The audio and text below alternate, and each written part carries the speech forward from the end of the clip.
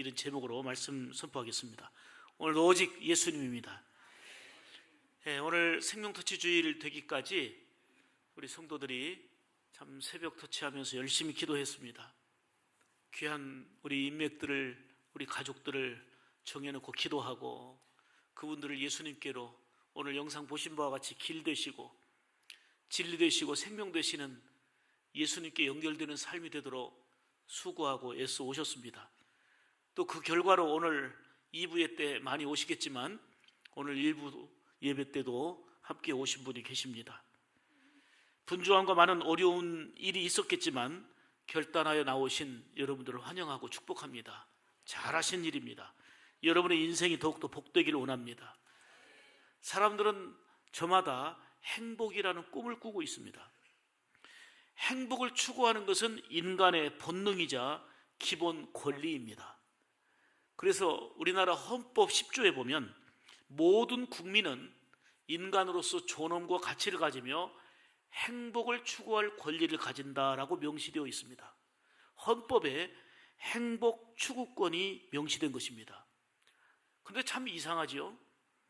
이렇게 사람들은 행복을 추구하고 있고 헌법에까지 명시되어 있는 것이 행복 추구권인데 실제로 행복한 사람들은 그리 많지 않은 것 같습니다. 왜 그럴까요? 한마디로 말하면 잘못된 행복관 때문입니다.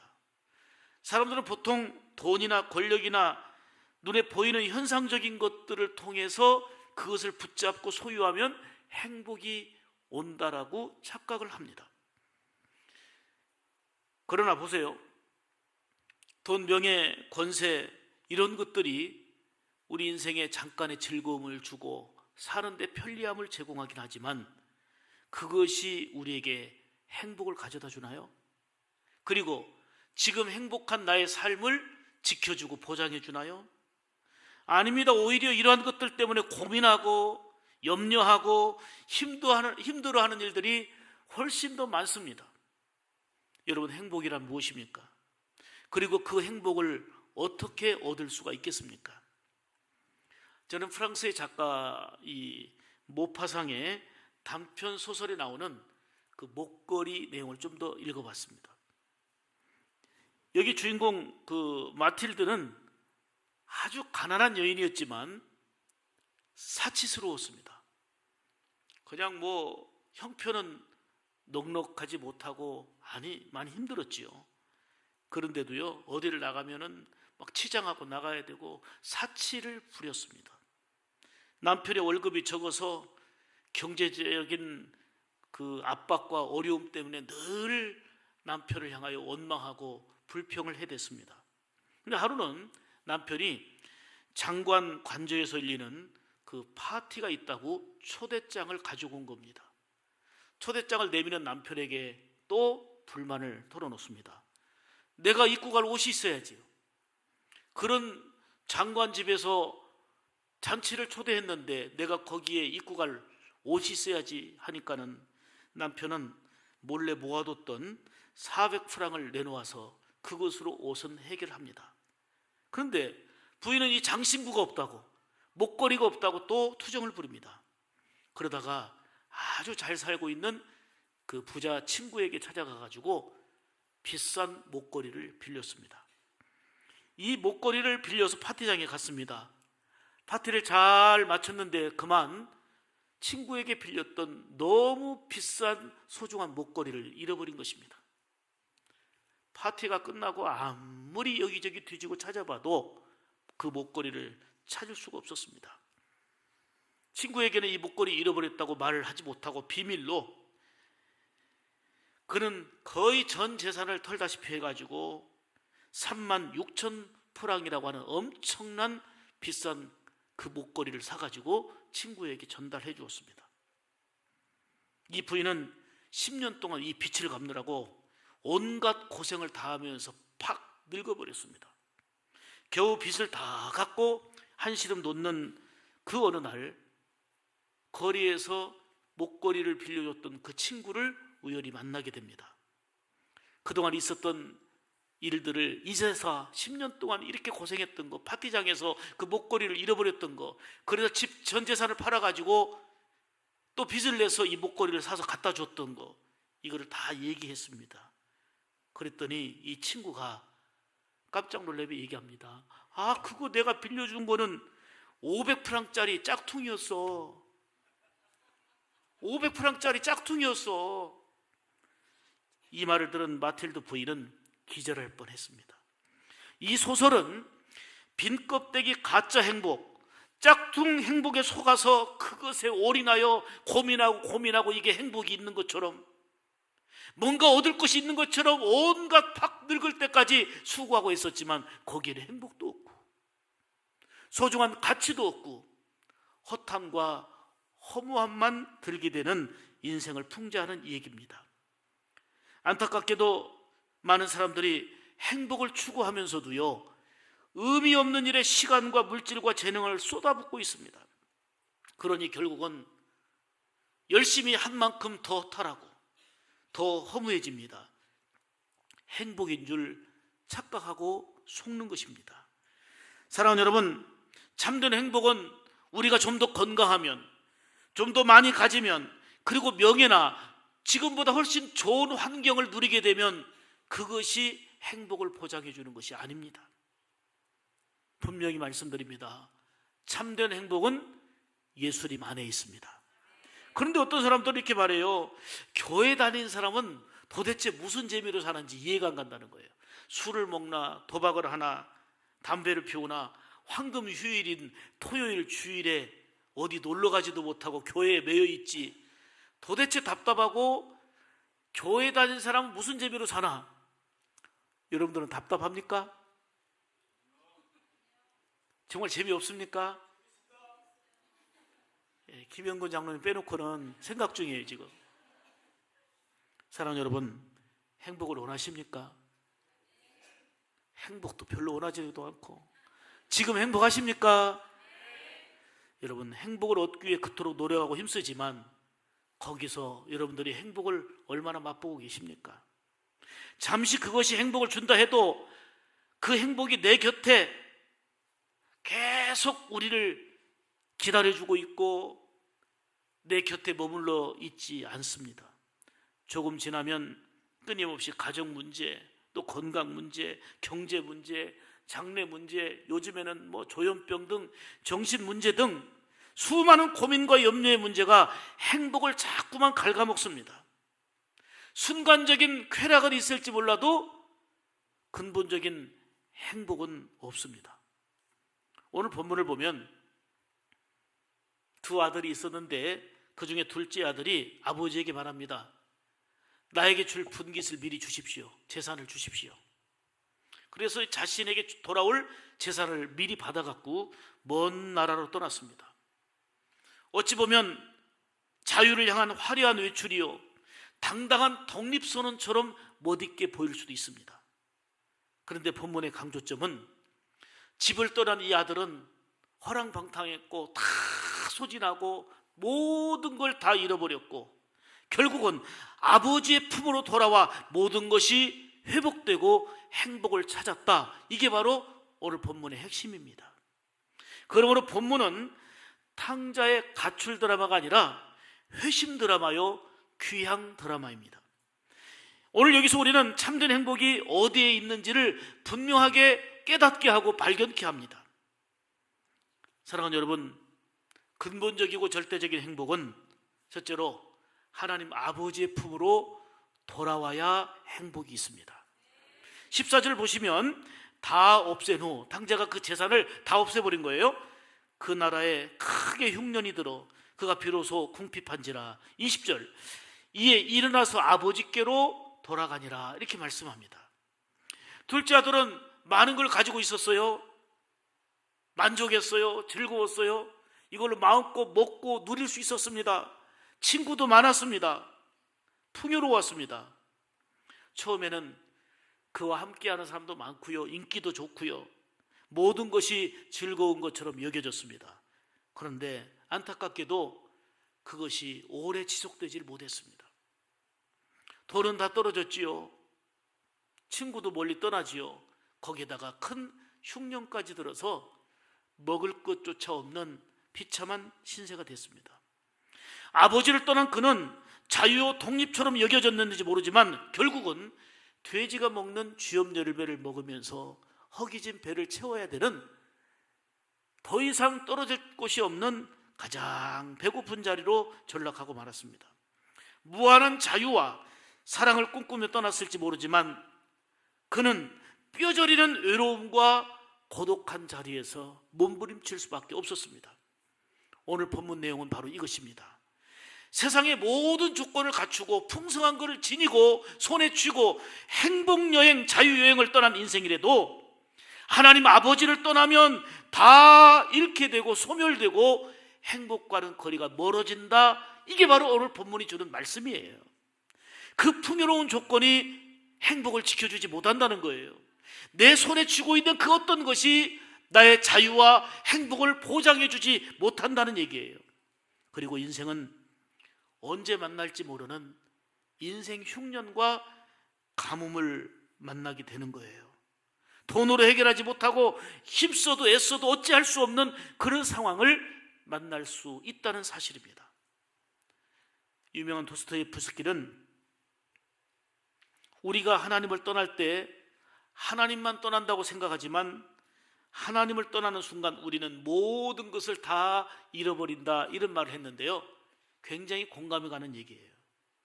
하나님 아버지를 떠나는 순간 그것은 자유가 아니라, 독립이 아니라 오히려 진정한 자유를 잃어버리게 되는 것입니다. 요한복음 15장 5절에 말씀하잖아요. 너희가 나를 떠나서는 아무것도 할 수 없다. 예수님 안에 거하면 무엇이든지 원하는 대로 구하라, 그리하면 이루리라 말씀했지만 나를 떠나서는, 예수님을 떠나서는 너희가 아무것도 할 수 없다. 우리의 노력, 수고도 필요하지만 가장 중요한 본질은 예수 그리스도 안에 있느냐, 예수님을 떠나 있느냐, 요겁니다. 하나님 아버지의 품을 떠나도 그동안 가진 것으로, 내 손에 쥐어 있는 것으로 어느 정도는 유지하고 사는 것 같지만 결국은 소멸되고 다 잃어버리게 되는 것입니다. 사랑하는 여러분, 바쁘게 살면서 열심히 돈 벌고 세상의 일로 수고하다가 원치 않는 인생 흉년과 가뭄을 겪고 계시는 분은 아니 계신지요? 여러분, 아버지의 품으로 돌아와야 아버지의 그 품 안에서 참된 위로, 평안, 근본적인 행복을 누리게 되는 줄 믿습니다. 인생 흉년이 결코 좋은 것은 아니지만 그 흉년 때문에 아버지께로 향할 수 있다면, 그 흉년 때문에 하나님 아버지를 향할 수 있다면 축복된 기회가 될 것입니다. 신앙의, 인생의 좋은 전환점이 될 것입니다. 오늘 본문의 탕자가 바로 흉년 만나고 아버지를 떠올리며 아버지를 생각하며 돌아오는 발판이 되었습니다. 17절 보면 아버지 집에는 양식이 풍족한 일꾼이 얼마나 많은가, 나는 여기서 줄여 죽는구나. 아버지를 생각했어요. 넉넉하고 풍성한 아버지의 집을 생각했어요. 그는 인생 흉년을 통해서 자신의 현실과 처지를 바로 깨달았고요, 아버지의 품으로 돌아가겠다는 결단을 한 것입니다. 아버지와 함께 있을 때 누릴 수 있었던 그 풍요함도 생각이 났고 모든 것이 아버지 안에서 자유요, 아버지 안에서 평화로움이었음을 실감한 것입니다. 그래서 그는 아버지께로 돌아가겠다고 하는 분명한 결단을 하게 된 것입니다. 17절 보시면 이에 스스로 돌이켜 그랬어요. 이에 스스로 돌이켜.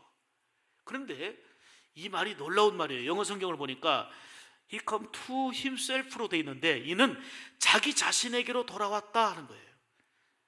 여러분, 탕자는 먼 나라로 떠나가서 마음대로 산 것 같았지만, 자기 자유로움을 누리며 산 것 같았지만 자기 자신을 잃어버리고 있었던 것입니다. 이것이 바로 자아의 상실이에요. 여기서 분명히 깨닫게 된 것은 아버지를 떠나서는 살 수 없구나, 아버지 안에서 사는 것이 진정한 자유요 행복이구나, 이거를 실감하게 된 거예요. 탕자에게는 인생의 흉년이 배고픔이었고 고통이었지만 하나님 아버지께로 돌아갈 수 있는 기회였어요. 그는 흉년을 만났지만 풍요할 때보다 흉년이 하나님 아버지를 만나는 축복의 기회가 된 것입니다. 물론 우리도 마찬가지입니다. 인생의 고난과 흉년을 만나기 전에 하나님 아버지의 품 안에서 자유와 기쁨을 누리면 더 말할 나위 없겠습니다마는 인생의 고난과 흉년을 만나서라도 하나님 아버지의 품으로 돌아온다면 그것이 진정한 회복이요 그리고 행복이 되어질 줄 믿습니다.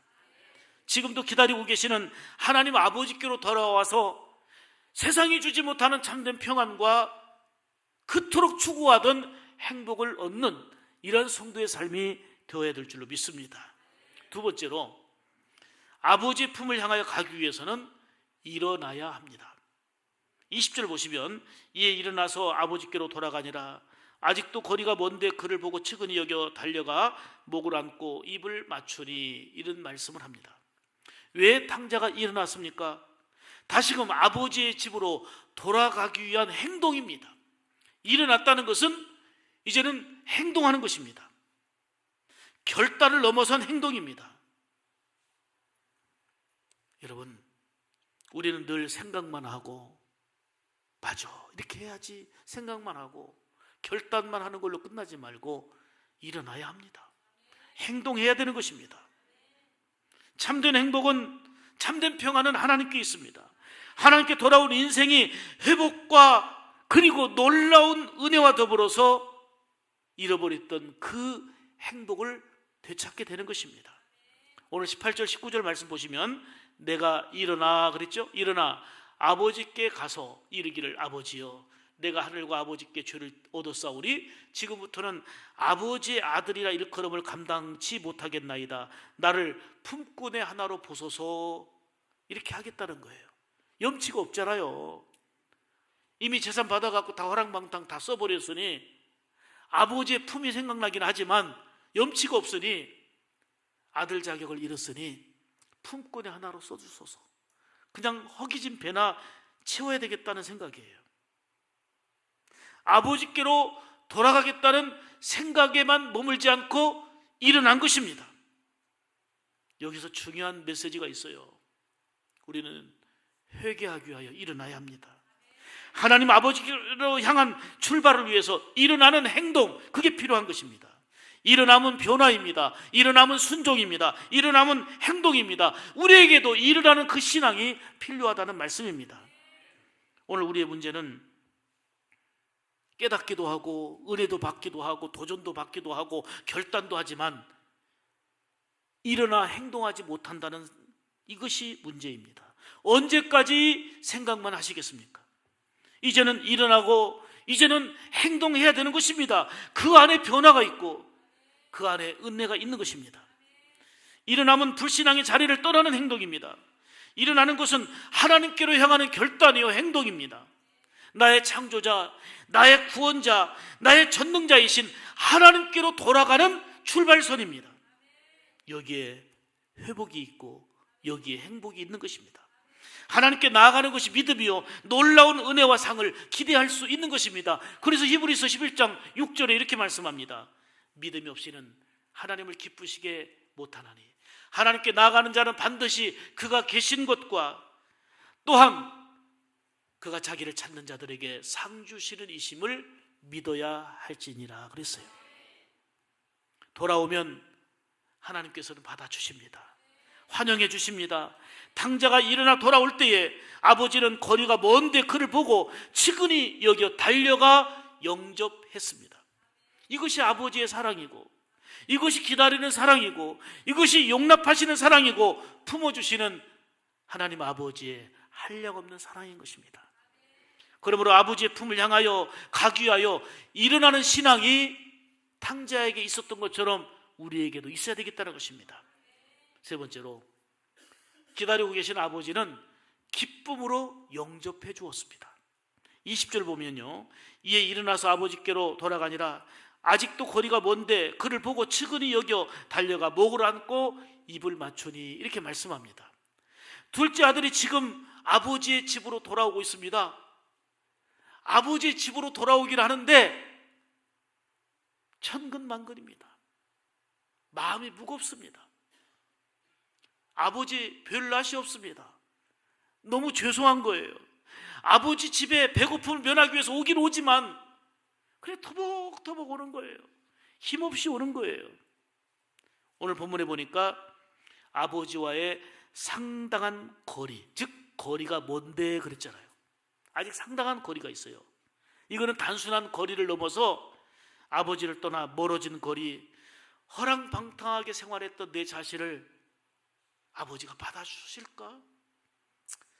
뭐 혼내면 혼나야지만 염치가 없고 죄송하고 아버지 볼 면목이 없는 거예요. 그러니까 공간적 거리뿐만 아니라 심리적 거리, 마음의 거리 다 포함된 얘기예요. 내 자신을 받아주실까 하는 무거움, 스스로 만든 자격지심, 그 심리적인 공간이 너무 거리가 먼 거예요. 그런데 놀라운 것은 터벅터벅 무거운 발걸음을 옮기고 있는 거리가 먼데 아버지가 먼저 알아봐요. 아버지가 먼저 알아보고 20절 보니까 측은히 여겨 달려갔다 그랬어요. 아버지가 달려와서 끌어안습니다. 본문의 핵심은 이겁니다. 아들이 아버지께로 돌아오는 것과 더불어서 하나님 아버지의 기다려주시는 사랑, 영접해 주시는 사랑을 말하고 있는 겁니다. 이렇게 하나님은 오늘도 한 사람 한 사람을 기다리신다는 거예요. 결국 탕자는 아버지의 품 안에서 모든 것이 회복되었어요. 22절 이하에 보세요. 아버지는 종들에게 이르되 제일 좋은 옷을 내어다가 입혀라. 손에 가락지를 끼워라. 발에 신을 신겨라. 그리고 살진 송아지를 끌어다가 잡으라. 우리가 먹고 즐기자. 이 내 아들은 죽었다가 다시 살아났으며 내가 잃었다가 다시 얻었다 하면서 그들이 즐거워했다 그랬죠. 여러분, 천근만근의 무거운 몸으로 왔다 할지라도 하나님 아버지는 우리를 품어주십니다. 우리에게 놀라운 사랑을 주시고 또 한 번의 복된 기회를 주십니다. 새 옷을 입혀주십니다. 믿음으로 의롭다 인정해 주신 옷입니다. 반지를 끼워주시고 잔치를 베풀어 주십니다. 이처럼 여러분들이 하나님 전에 나올 때 이렇게 환영해 주시고 기뻐하시고 영광 받으시는 것은 물론이지만 1년 동안 나오지 못하고 5년 동안 나오지 못하고 아니 한 번도 나오지 못했던 분들이 여러분들이 기도하고 작정하고 한 분 한 분 모셔왔을 때에 우리 하나님의 기쁨은 이토록 크다는 걸 말씀하는 것입니다. 하나님 아버지께서 그토록 기뻐 영광 받으시는 일이 바로 영적 생명을 살리는 영적 대잔치라는 것입니다. 이렇게 하나님은 잔치를 배설하고 여러분들이 돌아오기를, 우리 인생들이 돌아오기를 기다리시고 준비하고 계시다는 사실입니다. 탕자 비유를 통해서 그걸 말씀하는 거예요. 이어서 우리 주님은 말씀합니다. 100마리의 양이 있어요. 99마리는 우리에 그대로 있는데 한 마리가 없는 거예요. 99마리를 놔두고 한 마리 양을 찾아서 이 산으로 저 산으로 이 계곡으로 여기로 다니면서 여기도 찢기고 저기도 찢기고 상하며 지치고 지칠 대로 다니고 헤매다가 잃어버린 양을 찾았어요. 얼마나 기쁜지 얼마나 감사한지 그 양을 어깨에 메고 돌아왔어요. 99마리 놔두고 잃어버린 양을 찾기 위하여 그 수고하고 애씀을 통해서 그 양을 찾아가지고 기쁨으로 돌아왔어요.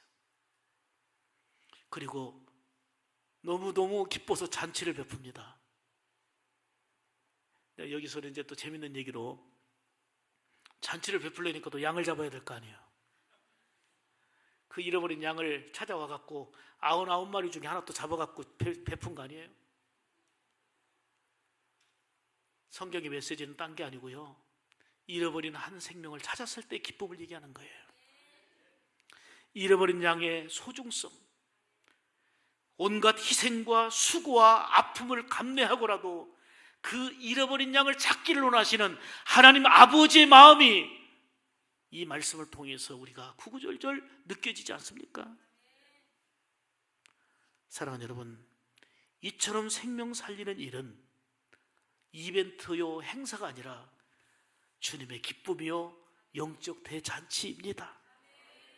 그래서 여러분들이 좀 버겁기도 하고 힘들기도 했겠지만 터치전도를 자부심으로 여기고 감사요 자랑으로 여기며 주님의 기쁨으로 여기고 있는 것이 바로 여기에 있는 것입니다.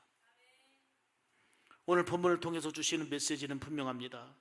아무리 세상의 모든 것을 다 가지고 풍족해 보여도, 내 손에 쥔 것이 많아 보여도 하나님 아버지를 떠난 것이 불행의 시작이요 인생 흉년을 만났을 때 어찌 감당할 길이 없다는 것입니다.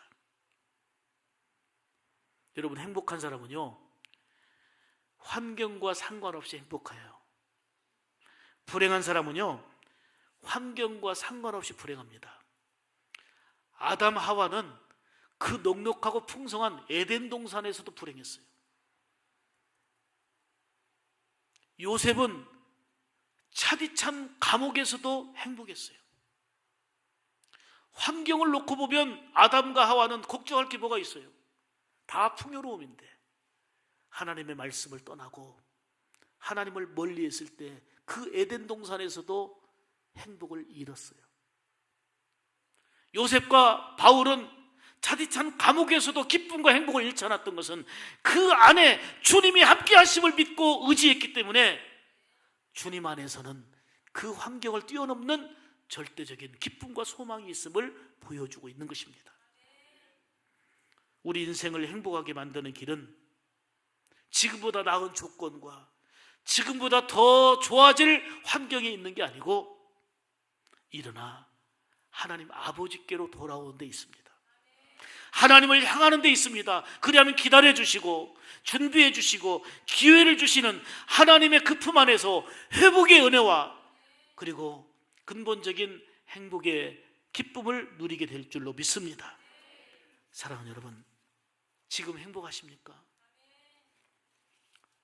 기다리시고 두 팔 벌려 우리를 영접하시는 우리 하나님 아버지께로 온 마음을 당하여 향하시기를 축복합니다. 그분 안에서 참된 자유와 예수님 안에서 참된 기쁨과 소망의 은혜를 누리는 우리 샘물 가족들 다 되시기를 주님의 이름으로 축복합니다. 기도하겠습니다.